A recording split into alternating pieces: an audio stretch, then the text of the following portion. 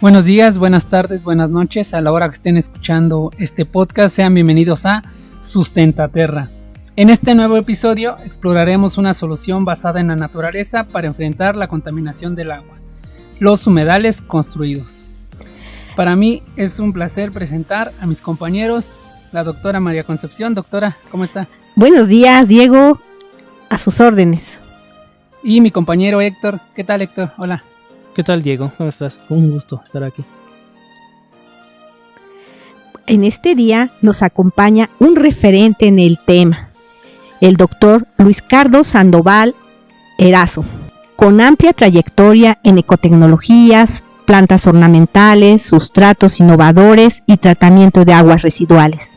Gracias por estar con nosotros, doctor. Para comenzar, brevemente, ¿podría irnos explicando un poco acerca de cómo fue su comienzo en estas investigaciones sobre humedales? Muchas gracias por la invitación, gracias Conchita, gracias Diego, gracias Héctor por estar aquí en este espacio. Bueno, comentarles que los inicios me interesé mucho por este tema cuando empecé a estudiar ingeniería civil. Yo soy ingeniero civil de formación. Entonces la parte de sanitaria siempre estaba muy abandonada, las plantas de tratamiento no eran un tema en la agenda económica de los tomadores de decisión porque implicaban muchos gastos en materia de inversión inicial para la construcción, pero también gastos posteriores en energía, en mantenimiento de las plantas de tratamiento. Entonces en mi mente decía, debe haber una área donde nosotros podamos hacer plantas de tratamiento eficientes y más económicas que puedan ayudar a solucionar esta problemática que tienen todos los países en desarrollo. En Latinoamérica solo tratamos el 30% de las aguas residuales que generamos, entonces ese 70% está llegando haciendo estragos a los ecosistemas terrestres y acuáticos. Y en este sentido la preocupación desde que fui estudiante de ingeniería civil en la Universidad de Sucre en Colombia, trajo esta inquietud. Ya luego en la maestría empecé a trabajar un poco con este tema de los humedales de tratamiento, los humedales construidos, y los conocí que eran una alternativa de tratamiento, cómo funcionaban y todo este tema. Y yo me propuse que estas alternativas, que estaban muy limitadas en la literatura porque estaban escribiendo cosas en Latinoamérica y en países con climas tropicales, a nivel laboratorio, yo dije, ¿por qué no hacerlo a gran escala?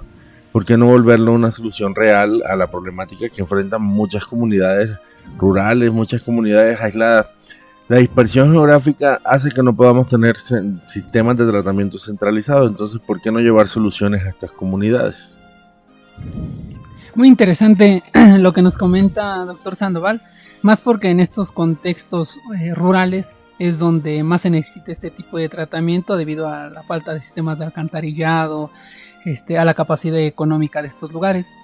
Para algunos de los que nos escuchan, tal vez han escuchado sobre el concepto de humedal, pero ¿usted qué nos podría decir sobre la diferencia entre un humedal construido y un humedal natural? Bueno, los humedales naturales son ecosistemas terrestres que generalmente se encuentran inundados durante todo el periodo del año, o en algunas veces parciales o totalmente. En ellos se albergan mucha biodiversidad, fauna, flora, interacciones bioquímicas, y ellos son excelentes en los procesos bioquímicos de tratamiento de aguas residuales.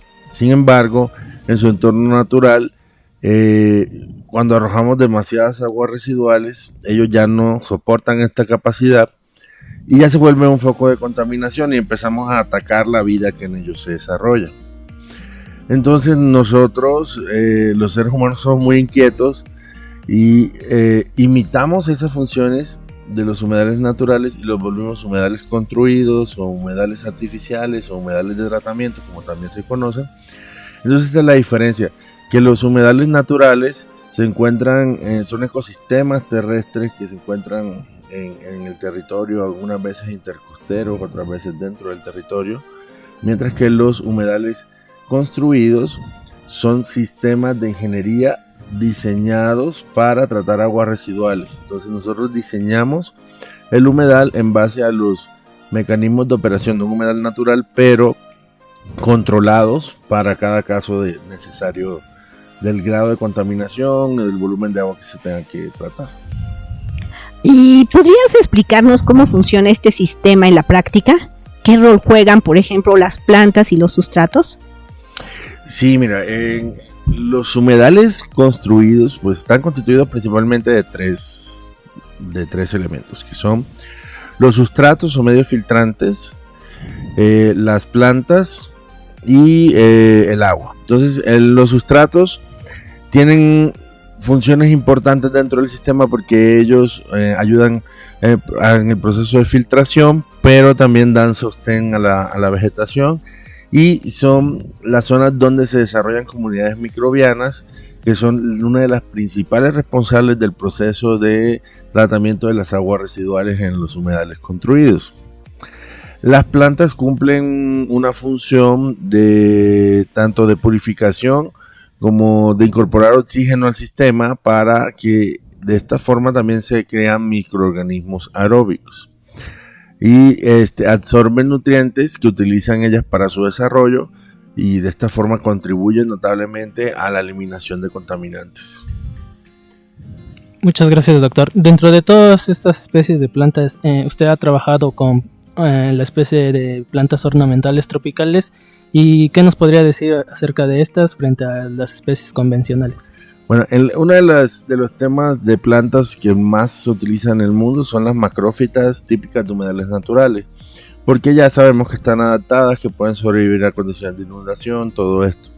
Sin embargo, nosotros en los trópicos tenemos muchas ventajas competitivas en materias climatológicas. ¿Por qué? Porque la mayor parte de los estudios de humedales de tratamiento construidos se han hecho en países de climas temperaturas más frías, que a veces llegan a -2 grados, tienen diferentes temporadas en las cuales sus temperaturas son muy bajas.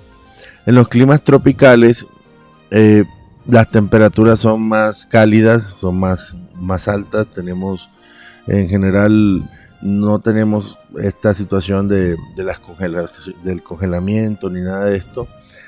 Y esto es muy funcional porque uno de los principales mecanismos de eliminación son la biodegradación, y los procesos bioquímicos se dan mejores en condiciones entre 16 y 35 grados, que son las condiciones tropicales que tenemos.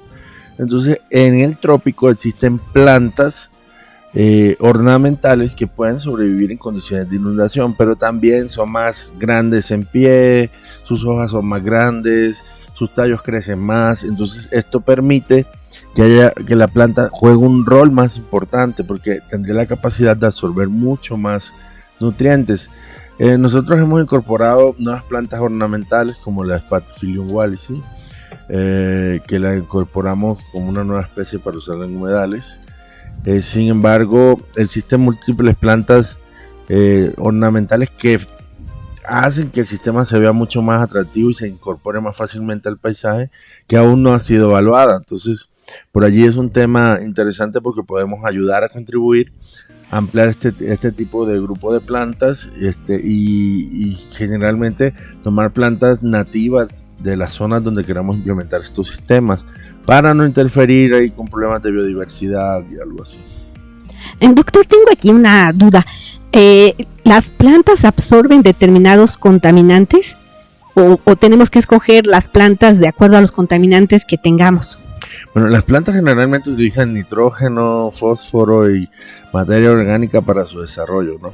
Entonces, en ese sentido, hay plantas que son más resistentes y más tolerantes a la contaminación que otras. Por ejemplo, la cana, las especies de cana son muy resistentes a la contaminación.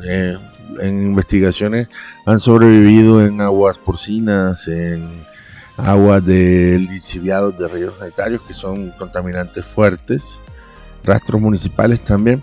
Entonces, estas plantas tienen una capacidad más fuerte de resistir a las condiciones de altas concentraciones de contaminantes. Hay algunos estudios actuales que dicen que los sistemas plantados y no plantados no tienen una diferencia significativa, pero al parecer esto no es de todo cierto, porque nosotros hemos encontrado en nuestros estudios que en las aguas con mayor contenido de contaminante las plantas juegan un papel más importante y ellas absorben más nutrientes. Entonces, en este sentido, tendríamos que evaluar de pronto el tipo de agua que vamos a utilizar y hasta cuánto podría esta planta resistir la toxicidad que tiene esta agua. Las plantas se adaptan muy fácilmente, pero no todas. Por ejemplo, si utilizamos la planta la Santaecia etiópica, esta planta puede sobrevivir en aguas residuales domésticas. Yo la intenté evaluar con aguas de rastro municipal y murió. Entonces no tiene esa capacidad de resistir este tipo de toxicidad. Nosotros tenemos un artículo por ahí, el rol de las plantas en humedales construidos. Entonces, este artículo, ahí pueden encontrar mucha información de la selección de plantas, con qué tipo de aguas son las más adecuadas. En el caso de las ornamentales, existen otras especies como los juncos común, que son muy utilizadas en humedales y estos también son muy fuertes, pero no hacen que el sistema se vea más estético y esto limita la adopción de los sistemas. Doctor, por su capacidad de remoción y el precio, ¿qué plantas usted recomienda? Bueno, recordemos que las plantas ornamentales tienen un costo en el mercado algo caro, ¿no? Entonces, en ese sentido, tenemos que saber cuál es la finalidad que tenemos. En algunas oportunidades podemos utilizar los humedales como medio de cultivo y tener una retribución económica por la venta de plántulas ornamentales o las flores que se produzcan en ellos. Sin embargo, en algunas zonas lo que para nosotros es costoso, de pronto la heliconia es una planta costosa, pero en zonas como los Tuxtlan en Veracruz se encuentra en estado natural. Entonces es compensatorio. Tendríamos que revisar las plantas que estén más adecuadas en la zona para que esto no incremente los costos. Pero si nuestra finalidad de pronto es que también verlo como una estrategia de contribuir a algunos ingresos a las familias o a las personas que estén encargadas del sistema, sí tendríamos que incorporar plantas de interés comercial, pero que también no se vayan a convertir en una pandemia. Especies como la heliconia, como la iris, Canna hybrids, también los lirios, el Agapanthus africanos son especies ornamentales muy interesantes y que pueden embellecer los sistemas, pero también tener una resiliencia económica ahí con este tema. Usted, doctor, que ha tenido experiencias con humedales en contextos rurales y urbanos, ¿cuáles han sido los principales logros y cómo se ha dado esta comunicación? Ha sido interesante porque nosotros en el estado de Veracruz hemos implementado más de 30 humedales en zonas rurales que se encuentran operando actualmente. Estos sistemas es difícil llegar a la comunidad. Ellos saben que tienen un problema, saben que es importante cuidar el agua porque muchas de estas comunidades se alimentan del consumo de agua de ríos cercanos, de nacimientos, entonces quieren preservar el recurso, pero pues no cuentan con los recursos económicos para hacerlo. Lo primero que hacemos es llegar con ellos, platicarles, ver lo importante que es tratar el agua residual y luego en talleres, grupos focales, tanto con estudiantes como tomadores de decisión, mostrar los humedales como una alternativa económica, ecológica y que puede ayudar a que se mantenga esto. ¿Cuáles de los primeros enganches? Los humedales no requieren energía para su operación. Si son humedales de flujo superficial horizontal, estos no requieren energía. El mantenimiento es mínimo, la inversión con lo que hacemos una planta de tratamiento convencional de lodos activados, podemos hacer 5 soluciones de humedales para 5 comunidades más. Entonces estaríamos solucionando. Si en una comunidad de 1000 habitantes vamos a implementar una de lodos activados, podríamos beneficiar a 5000 habitantes de 5 comunidades aplicando humedales con el mismo costo. Entonces la relación es 1:5 y sí es interesante. Las comunidades, si las involucras desde la parte del diseño, como hacemos nosotros hacemos humedales temáticos ornamentales, ellos se sienten apropiados de esto y sienten que el sistema de ellos, lo cuidan, se vuelve aulas temáticas para educación ambiental y se hace una cultura dentro de la sociedad para el mantenimiento de estos sistemas y que no queden abandonados. Que el mantenimiento es poco, pero bimensualmente sí necesitan limpieza, de pronto duración de alguna tubería. Y de esta forma pues hemos podido con éxito permear a las comunidades rurales. Además de todo esto que nos menciona sobre algunos beneficios sociales, económicos y ambientales que ha observado en las comunidades, también podría mencionarnos acerca de algunas barreras que ha encontrado al momento de implementarlo en las comunidades. Pues el desconocimiento, ¿no?, de que los humedales construidos son un sistema de tratamiento. Es un desconocimiento que crea así una barrera. La otra barrera de pronto es cuando queremos hacer humedales comunitarios con participación de la comunidad. Nosotros hemos trabajado triple hélice: institución de educación superior, gobierno y comunidad. Entonces nosotros como institución de educación superior en el Tecnológico Nacional de México Campus Misantla, donde yo estoy adscrito aquí en Colombia, aquí en México, que actualmente estoy en Colombia, en la Universidad de Sucre, en una estancia de investigación. Entonces me confundo. Nosotros en el Tecnológico de Misantla hacemos toda la parte de diseños, talleres comunitarios, todo esto. El gobierno suministra los insumos para el desarrollo de esto y la comunidad apoya con la construcción, la mano de obra. Las barreras que hemos encontrado en este tema es que muchas veces ellos pueden trabajar pero en sus tiempos libres. Entonces los sistemas se hacen más lentos y el proyecto se alarga su desarrollo. Tendrían que hacerse un replanteo, hemos tenido que hacer un replanteo allí porque tiene que ser como una colaboración híbrida, porque ellos pueden solo los fines de semana y en este sentido se hace muy lento la construcción del humedal. Hay proyectos que tenemos que haber terminado en un mes y han demorado 7, 8 meses. Muy interesante lo que nos comenta, doctor. Nos habla usted de la vegetación. Ahora le pregunto sobre los sustratos o material de relleno. ¿Cuál es el principal material de relleno? Y con respecto a sus investigaciones, ¿cuáles ha descubierto que son los materiales más innovadores y que en el futuro son los que más se van a emplear? Bueno, mira, los materiales más usados en los humedales son las gravas, las arenas, y algunas rocas volcánicas. Esos son de los que más se utilizan en humedales. Sin embargo, actualmente hay muchas investigaciones que se han hecho con sustratos innovadores. Nosotros en algún momento utilizamos residuos rugosos de PEC. En China también hicieron algunas investigaciones. Ellos el sustrato lo volvieron, bueno, con un poco más de recursos. Ellos lo crearon una zona donde hubieran unidades porosas o rugosas, que son una de las condiciones que tienen que tener los humedales en el medio filtrante o sustrato, porque ahí se acumulan microorganismos, se crean comunidades microbianas. Estas comunidades microbianas ayudan a la degradación de contaminantes. Entonces, generalmente tiene que ser un material que sea poroso o rugoso. Muchas veces lo hacemos de origen pétreo.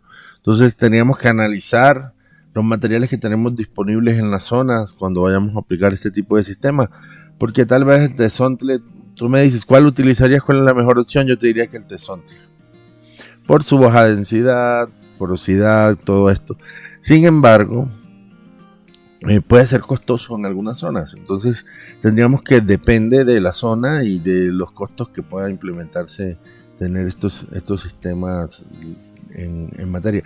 Las gravas se vuelven un poco costosas en algunas zonas porque son materiales de construcción y se han valorizado mucho. Entonces tendríamos que hacer el análisis. Las nuevas tendencias han mezclado sustratos híbridos donde utilizan de pronto algunos productos reciclables, escorias de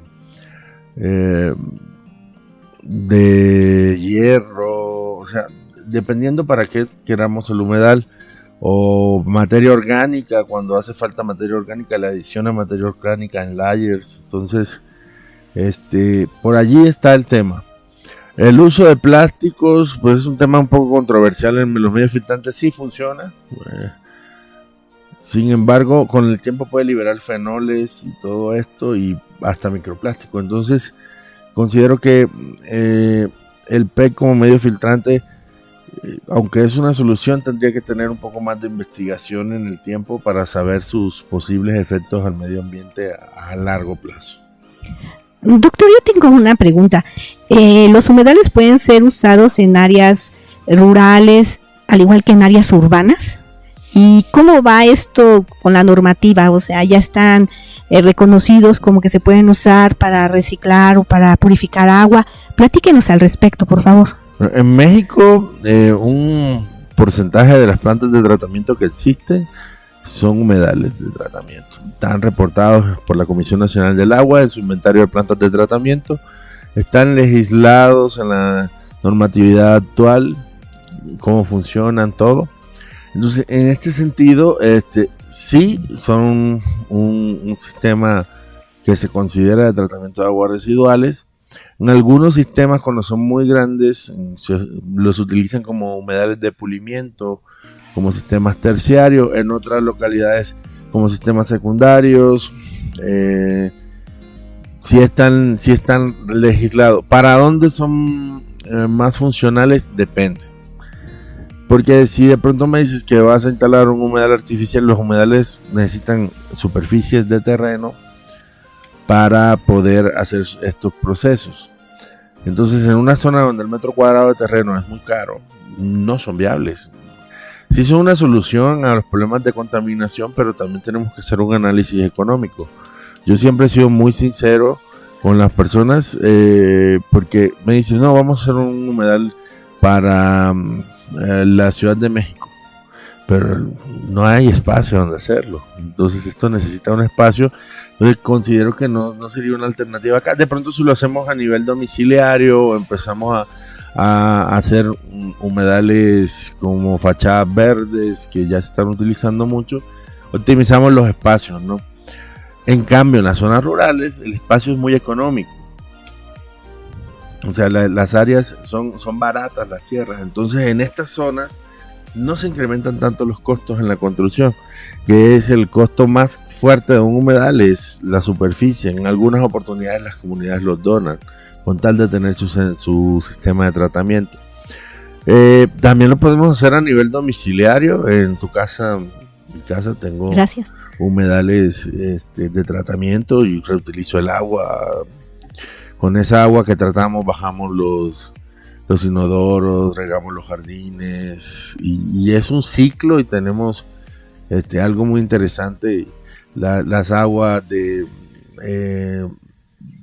grises todas van al sistema de humedales y se reincorporan allí mismo en la casa. Entonces sí lo podemos hacer y todo empieza por casa. Las casafincas que se encuentran en unas zonas dispersas no tienen sistemas de alcantarillado, también pues pueden utilizar humedales artificiales muy bien. Los hoteles turísticos, entonces son muchos lugares donde los podemos aplicar y nos pueden ayudar a solucionar muchas problemáticas.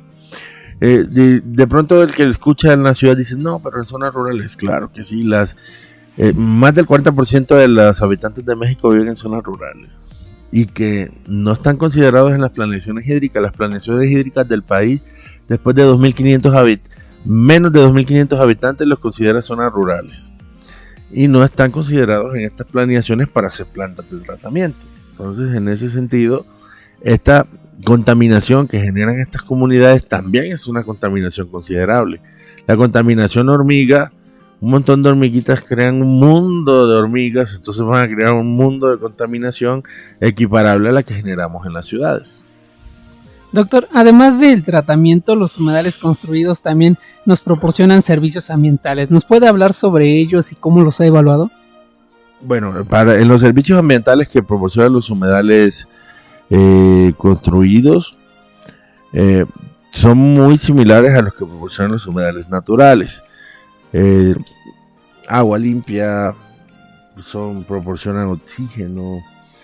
La reserva de carbono, ellos también fijan carbono en la vegetación, porque en los medios filtrantes como los utilizamos no se encuentran sedimentados como tal como los humedales naturales. Entonces el beneficio de secuestro de carbono en suelo no es viable, o sea, de hecho no está investigado todavía en humedales artificiales, porque utilizamos gravas, entonces no tenemos así una forma como de secuestrar el carbono, y el carbono en suelo se secuestra mucho en sedimentos.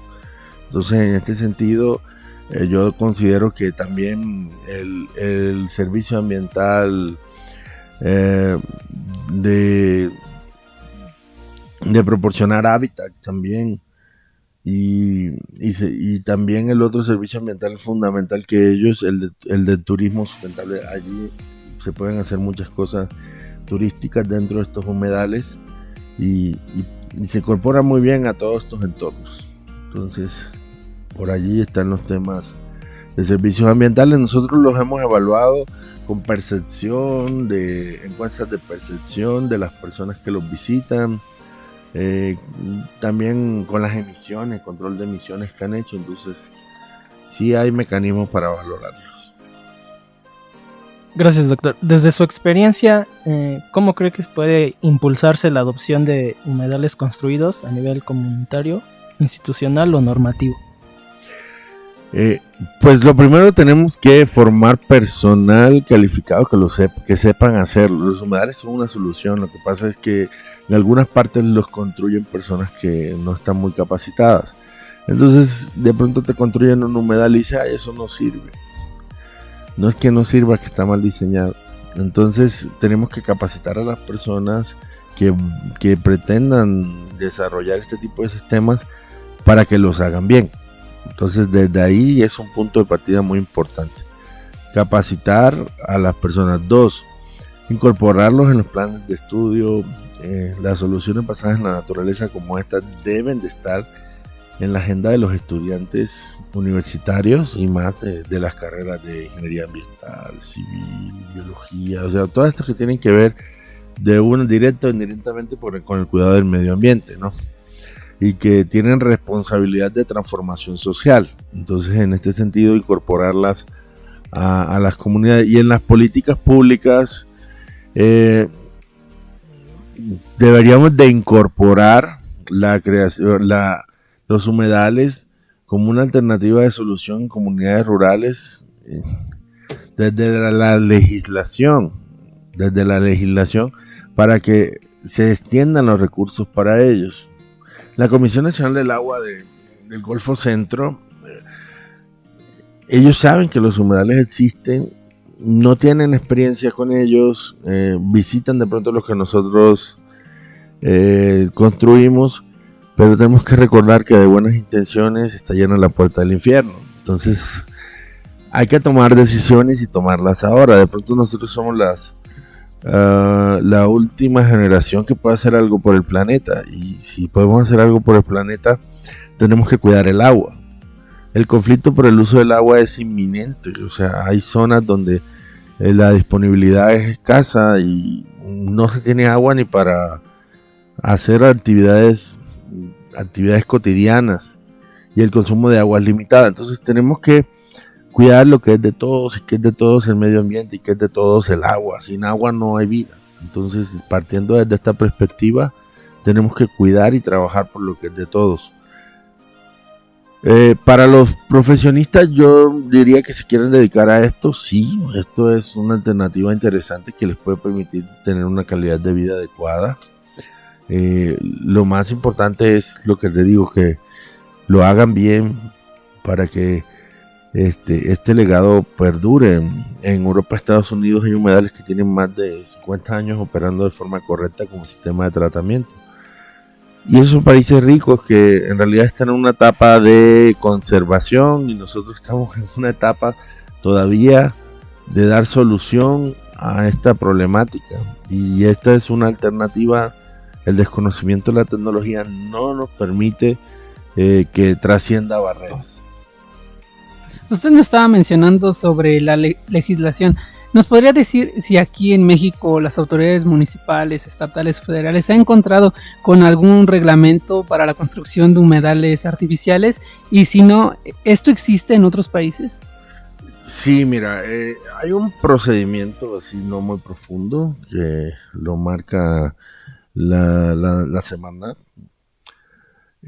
Las leyes más rígidas que he encontrado para construir humedales son las danesas, pero su dimensionamiento de 5 metros cuadrados por habitante se me hace como que exagerado para un clima tropical. Los franceses tienen su propio sistema de humedales, los humedales franceses. Esos son muy innovadores. Los humedales franceses tratan lodos residuales también.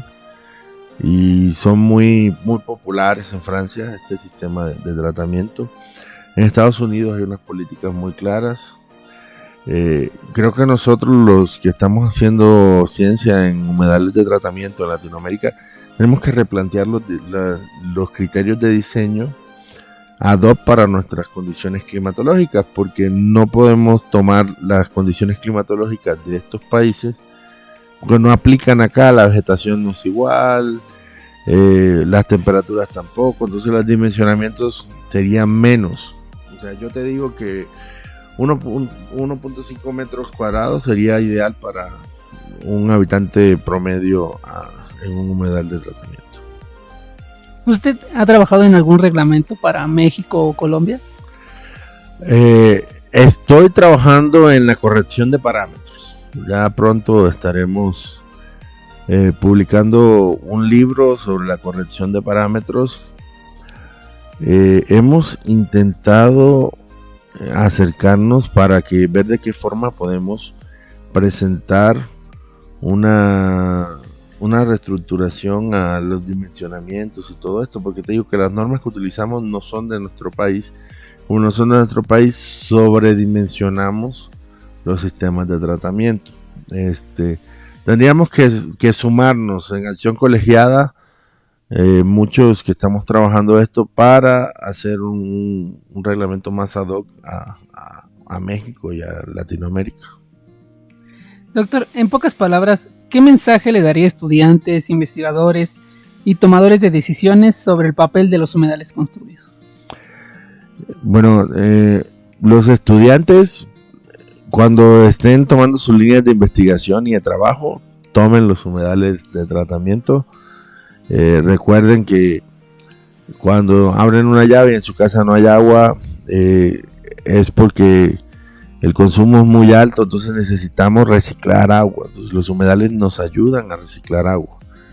Y si ustedes saben reciclar agua, van a poder solucionar las problemáticas de muchas comunidades del planeta, de México, de sus zonas. A los tomadores de decisiones que miren un poco a la infraestructura verde, que miren a la infraestructura verde como una alternativa. Tenemos que migrar siempre a soluciones más amigables con el medio ambiente, ya que hemos impactado tanto nuestro entorno. A las instituciones de educación superior, yo creo que todas las instituciones de educación superior del país y del mundo deben de ser responsables del manejo de sus aguas residuales. Entonces son muy pocas las instituciones que tienen plantas de tratamiento, muy pocas las que tienen humedales de tratamiento como sistema. Entonces debiéramos de empezar por ahí. Nosotros, los que formamos el futuro del mundo, tenemos que también poner ese grano de arena, que las instituciones, las unidades demostrativas existan funcionalmente, para que vean que estas soluciones no son soluciones de la literatura, son soluciones de la naturaleza aplicadas a nuestras problemáticas actuales. Para todos aquellos que quieran leer sobre sus publicaciones y conocer más a fondo sobre esto que nos platica, ¿cómo podemos encontrarlo? ¿En qué plataformas?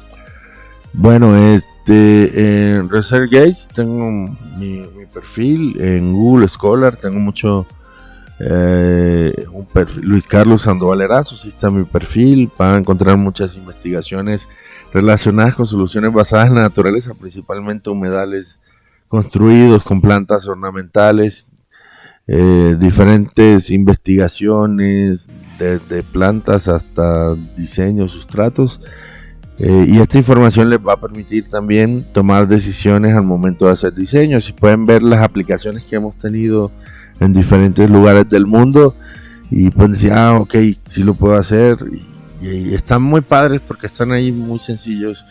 Hemos tratado de hacer ciencia que cualquiera que lo lea diga, ok, y esto lo hicieron así, sí lo puedo hacer. Entonces, allí nos pueden encontrar y están en mi correo, que es lcsandovalh@gmail.com, lcsandovalh@itcm.edu.mx y luis.sandoval9282@unisucrevirtual.edu.com.